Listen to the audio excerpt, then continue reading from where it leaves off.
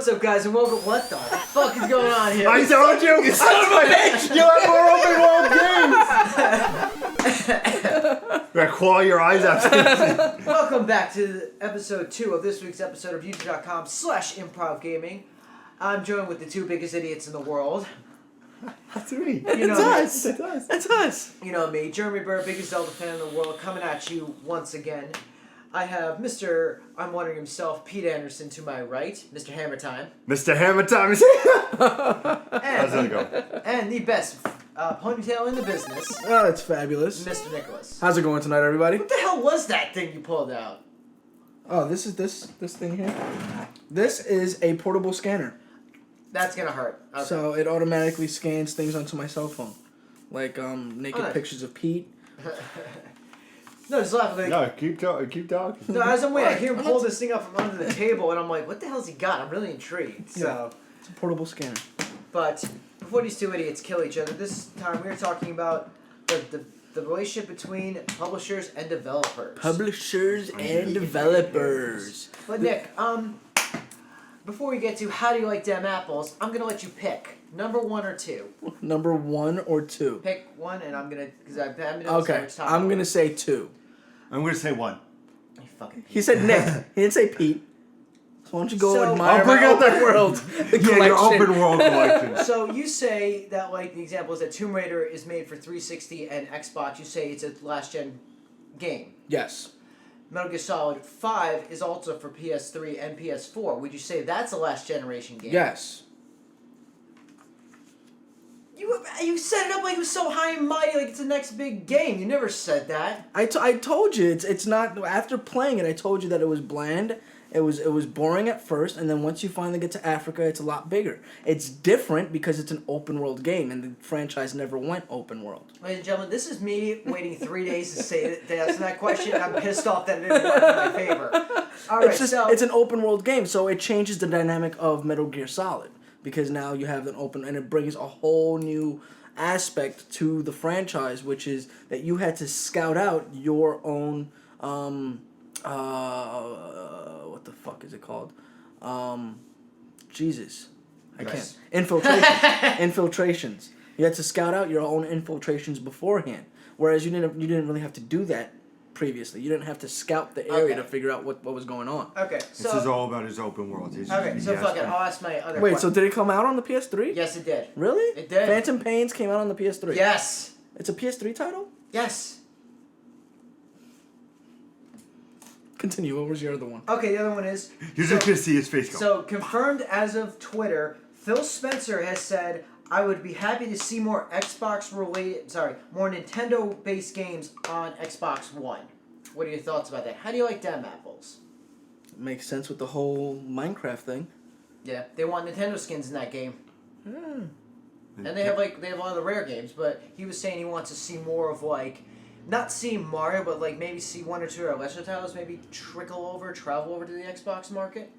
I think good that for him. they could do it. I think Microsoft. I think they're starting to build a bridge with Minecraft going over to Wii U, which comes out this week, and every release or coming soon, which we have up on Yep. YouTube.com/ImprovGaming. Yep. But Holy fuck's nuts. I saw it the other Wow. I saw Yeah, it's a PS3 title. I saw it the other day, and I'm like, Mr. High and Mighty says that it's the next game, and all of a sudden I'm just like, Yeah. fuck. Well, and Tomb Raider looks that gorgeous, explains by the way. that explains why I don't care about it looking good. It's gonna look good. It's always gonna look good. I care about the game actually being top notch all around. You can't just give me better graphics and I'm gonna be like, this is beautiful. I don't care about that. I want the game to say be that amazing. This is beautiful. But I will say, I've been working on that ever since I I first will- met you. I will say I think I this. got it down now. I will say this: Arkham Knight versus Arkham City blows it out of the water of how good that game is. The graphics, as a whole, the game is designed and everything, and just I know you say graphics to you are just not the best thing.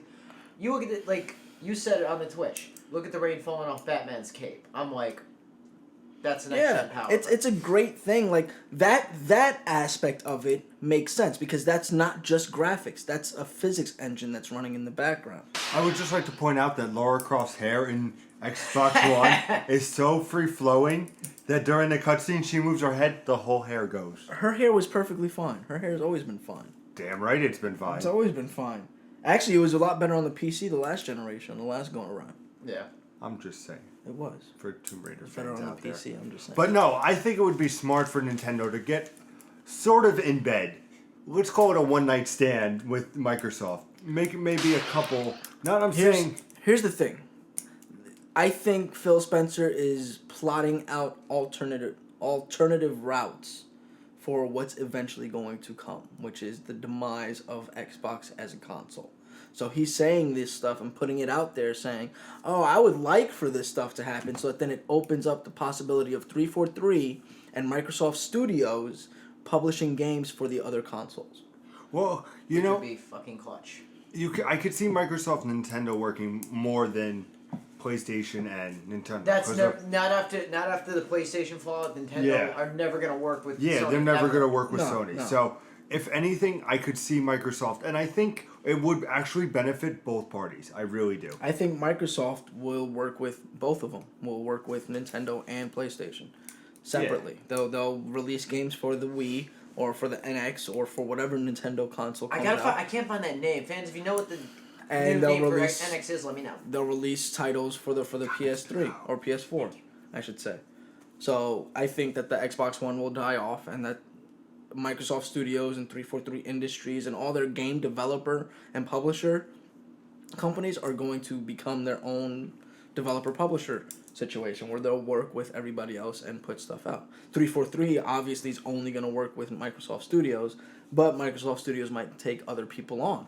Yeah, but I think it's a good idea. And like, bring the two together, maybe.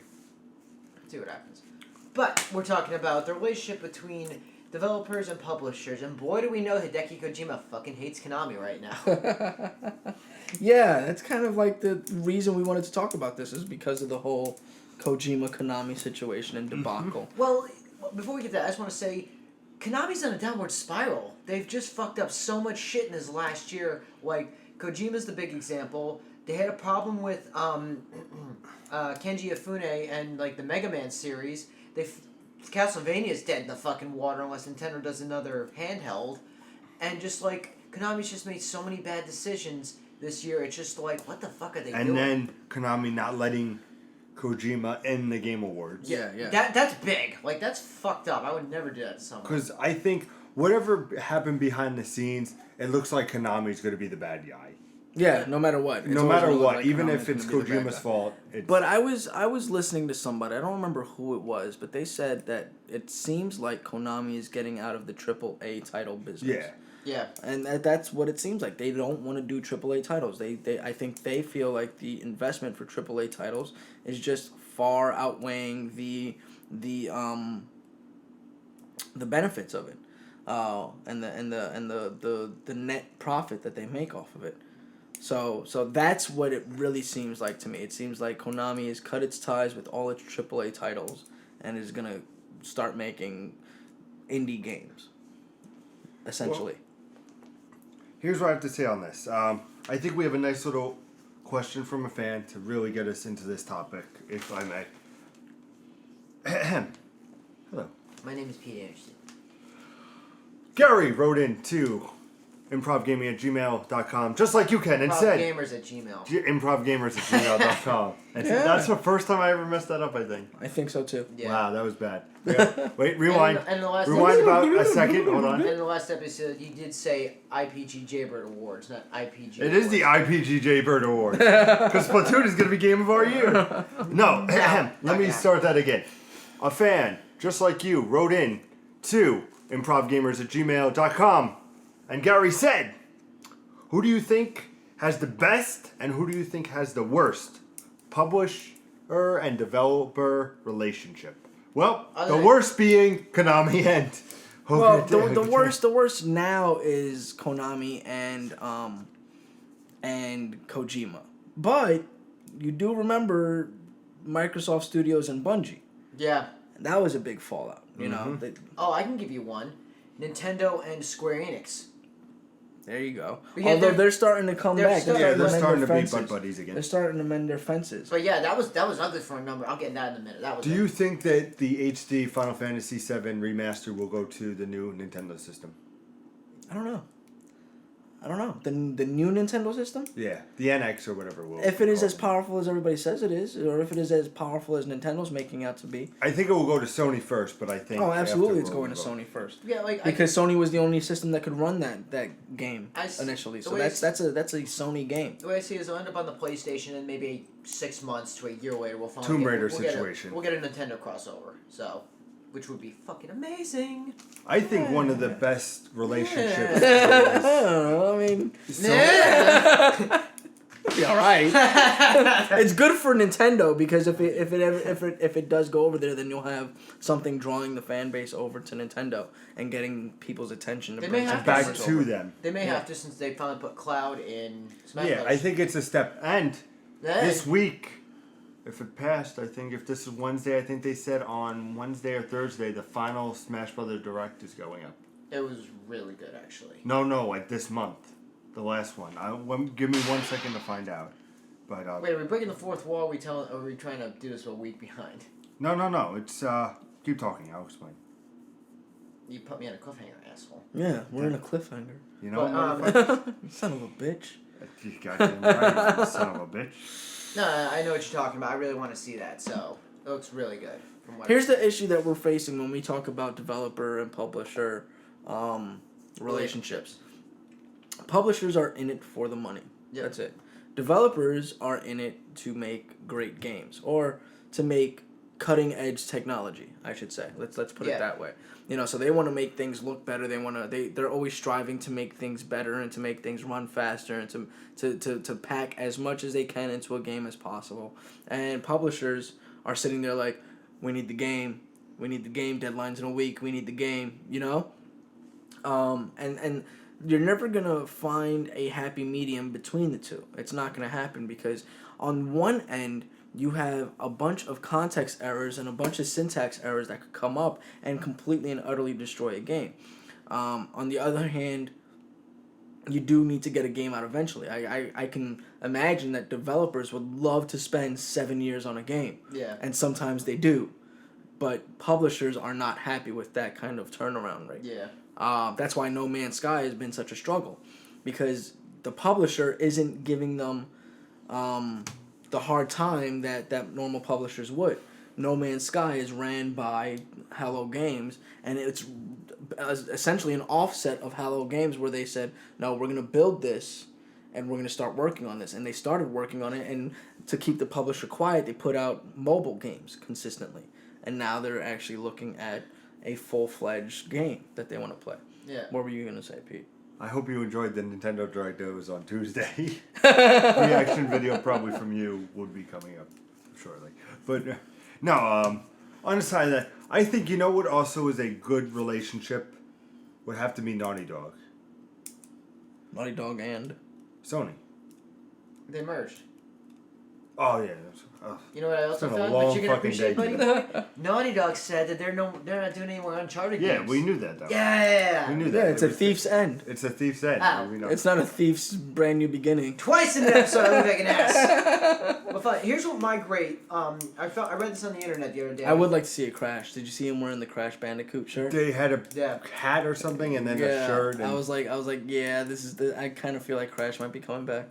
I feel like that too. I think E3 will be an announcement. Yeah. I think they're just testing the waters. That'd be nice. But okay, let me give another better thing. Before you do, let me just chime in real quick. One of my favorite questions I read was someone asked, why is it that all these games come out and they're glitched? They're like the good games come out, they have glitches, they're buggy, and then need to be patched, whatever.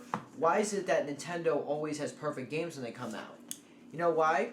Because they always have the developers make sure the game is fully functional. They take as much time as they need. Sometimes the publisher has to push on them and say, get the game out, it's perfect. You don't have to make it like ultra perfect or diamond like. It's just Nintendo has been in long enough to where they know that here's the time limit, get the game perfected. If not, we push it back. And it's basically, they want to make sure they have a not perfect, but they want to make sure they have the best quality they can have. Thank you, a fully functioning game, not a broken piece of crap. both of them, whenever you have your publisher and your developer in the same house, it works out a lot better. Out of house is completely different. It's when you know, Like, I would say Dishonored. like Dishonored Yeah. Because Arcane and Bethesda, are the same. yeah, work together on that game, and it shows because it's a very well put together game. But you have this situation where if it's all under the same roof, where Nintendo is the publisher and the developer, you have a situation that comes up where Nintendo understands, number one, the best business practice is to put out a great game. Yep. So number two, a great game doesn't have game killing bugs in it. Yeah. So that's where the understanding comes in, because they're in the same house and they have the same sense of communication and they know how to talk to each other. But when you have, you know, two places that are not the same house, all of a sudden there's a lack of communication and there's issues that come up in the way, and then you have the publisher getting on the developer's back saying, hey, we need this a little bit quicker, and the developer's going, we can't do it because and then you get the rushed process where you get game killing bugs. Yeah. But the other aspect of it is Fallout 4. Let's use that as an example. There has never been a Fallout game or a Bethesda game that was open world the way that Fallout 4 and Elder Scrolls are that hasn't been buggy. They just are. So when you take that buggy system and you put it into a next generation console and you keep on doing it without ever really fixing the bugs on the first console, then you just get a whole new set of bugs. Yep. And those bugs devolve. So you can fix those bugs as best as you can, but once you go to the next generation, the bugs are back. Different kinds of bugs. That's actually a really good point, because I was watching a Let's Play of Sly Cooper 3 on Honor Among Thieves, I believe. Oh, yes. So good. The YouTuber was playing the the PS3 game on a PS4, and any of the glitches that came over were still in 3 travel over to 4. He literally fell through different platforms. Certain spring bounces wouldn't work. I kid you not, they were running around. He went through a door, and Sly's hand was still on the door, and the character's walking around without a hand. And I'm like, wow, and they're making fun of it, like, wow, nice job fixing the game on that one when you go to different consoles, buddy, boys. And I'm just like, wow. It's not as simple as just going in there and fixing the game, though. I mean, people think that this is a visual interface where you can go in and go, Sly's hand doesn't get stuck on the door anymore. We fixed it. It's not that simple. You know, you have to go through thousands and millions of line of code in order to identify why it is that Sly's hand got stuck on that door. And you have to see if it's an attribute to that door, or if it's an attribute to the scene, if it's an attribute to the character that's in that scene, because it might be a different model of Sly that you're using. And, you know, there's a multitude of reasons why that one glitch in that scene could have caused that to happen. So and I work with a lot of codes every day, so I know what you mean by that. It's a vast troubleshooting issue. You know, I can imagine something like Fallout 4, where in order to fix a situation where you have people that are ragdolling the wrong way or that are glitching through walls, when you go to look at the code to fix that, you could cause an upset of balance that could just spiral out of control. See, Yeah. I have to bring up one example of the publisher-developer relationship. You're still wrong. Until Dawn. Until Dawn. Published by Sony. Okay. Developed by Supermassive. Okay. Sleeper hit, nobody saw it coming.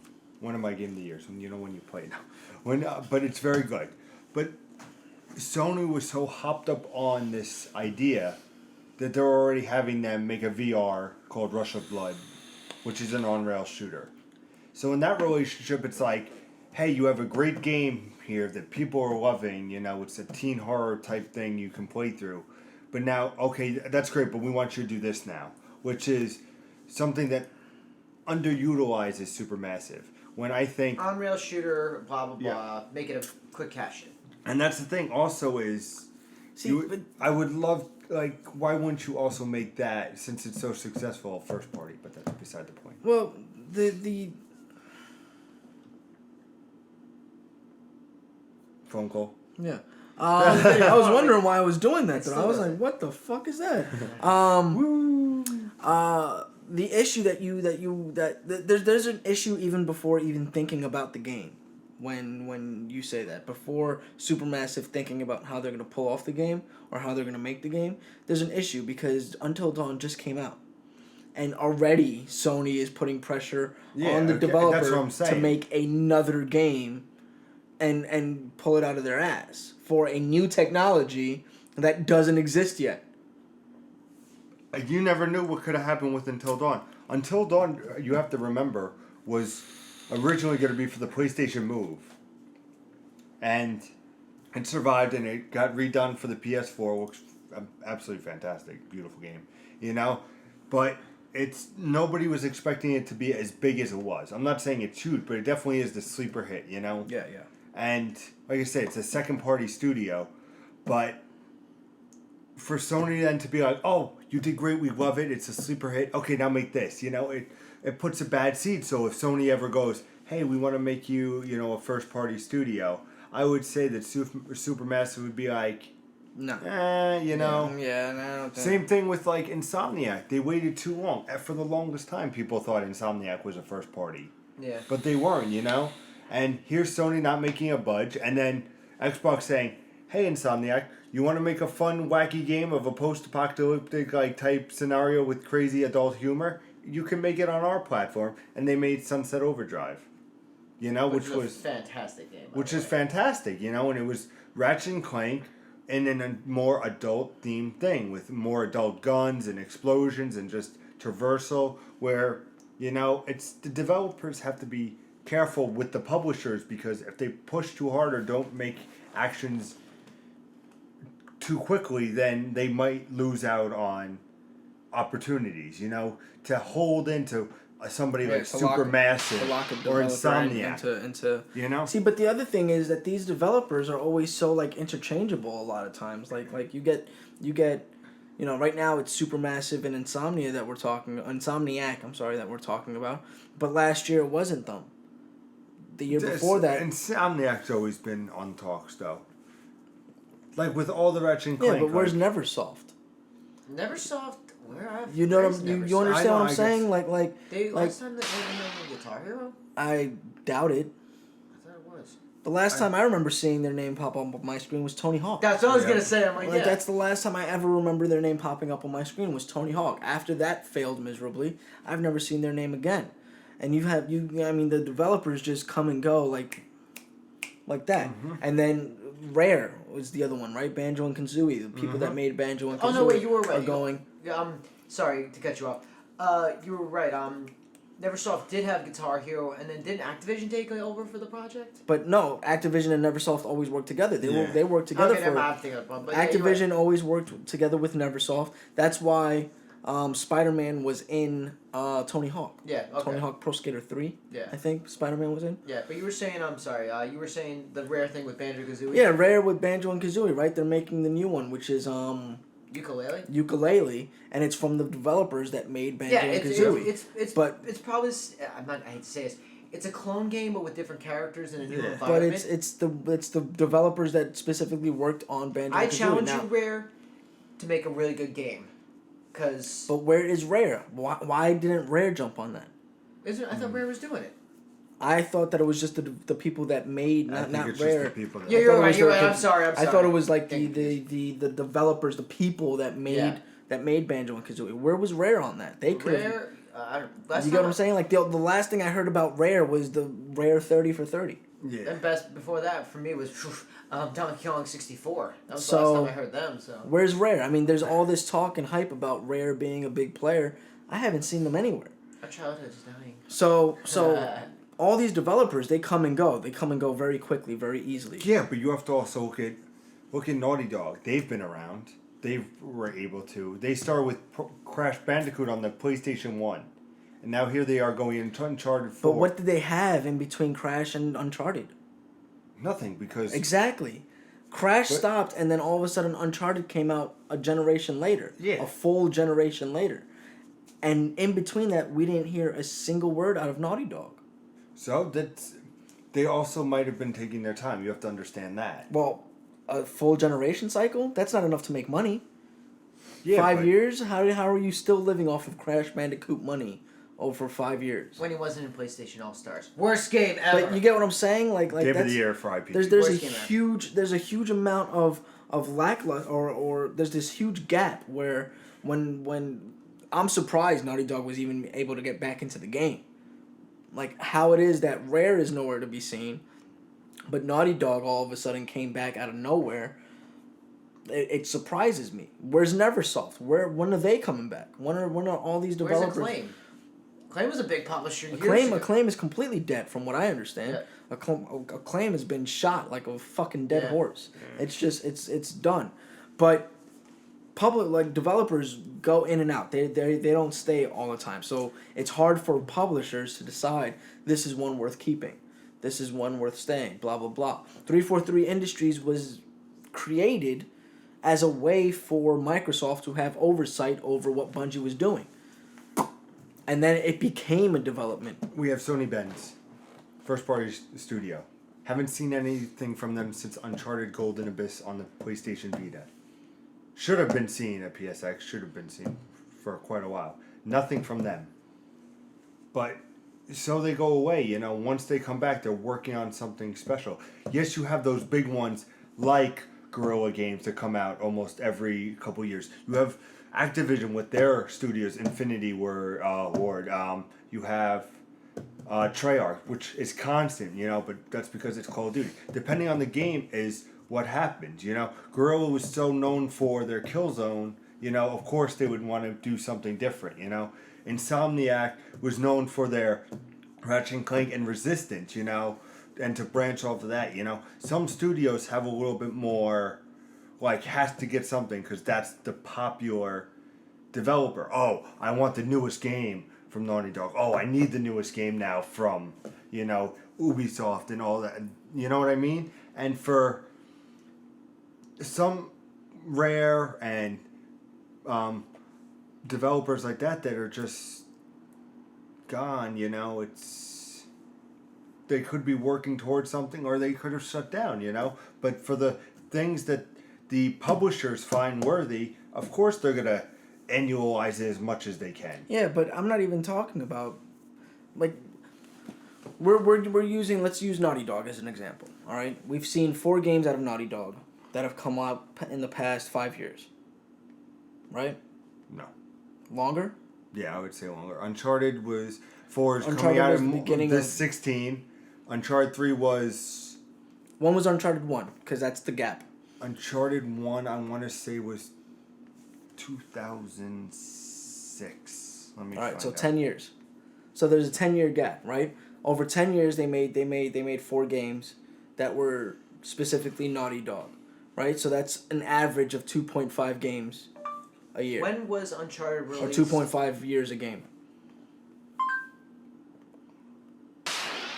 According to the Uncharted Wikia, Uncharted Golden Abyss was released in Japan Oops, on that's December not 17, that. 2011 as a launch title. Thanks, Siri. Launched on February That's 12th, that's Google. 2012 in North Is America it? and in Europe on February 22nd, 2012.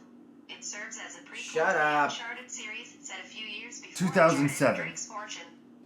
Shut up. 2007 was Drake's Fortune. So you're looking at about 9 years. So Between 9 years between all the games. 4 games. Uncharted 1, 2, 3, and 4.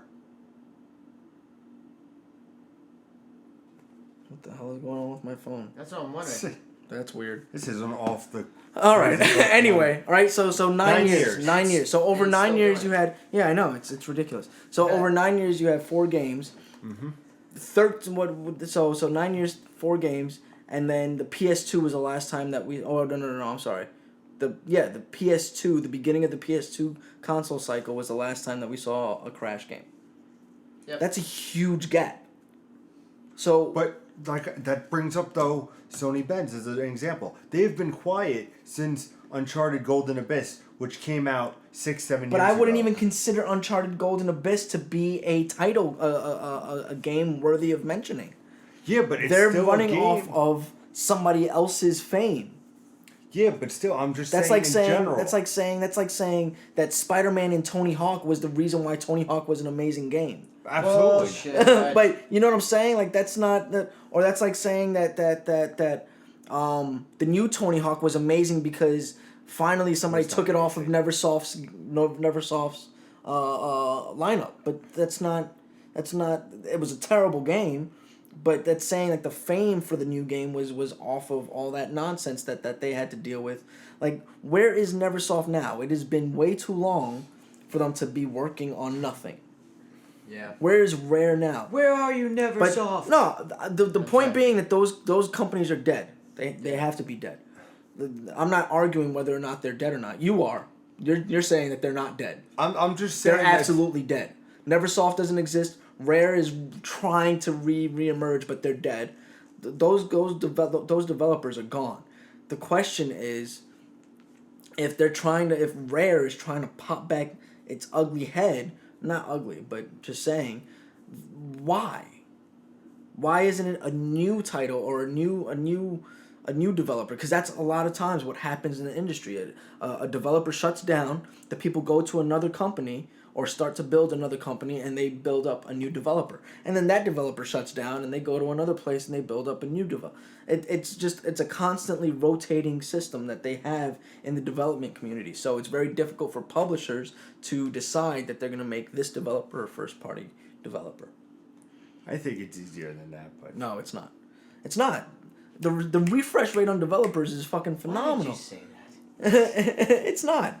It's not. But if you're under that umbrella, it sustains. Unless you, you get a AAA title that blows it out of the park, you're not getting that. you're not sustainable. Sega's still sustainable. No, they're not. What are you talking about? What do you? Sega makes games. Are they sustainable? I doubt it. You want to smoke what he's smoking? Because I kind of want some of that. Like they're not okay. Sega has minimized so far down that making a game every once in a while for a Nintendo outlet is enough to sustain them. We're talking about if Nintendo wants to bring Sega on board as a first-party developer. Yeah. That's not sustainable. Okay. Now, Best example: Sonic Boom. Sonic, period. On that note. I call order to this discussion. Oh. Oh God. Ridiculous. But as usual, guys, you know where to find us. youtube.com/improv gaming. I don't know who the hell Nick's trying to call, but we have Friday's episode coming up, which is going to be tackled by Nick. Can developers be creative as they used to be? And as usual, guys, thank you for watching. Game Come on. on. Thank you.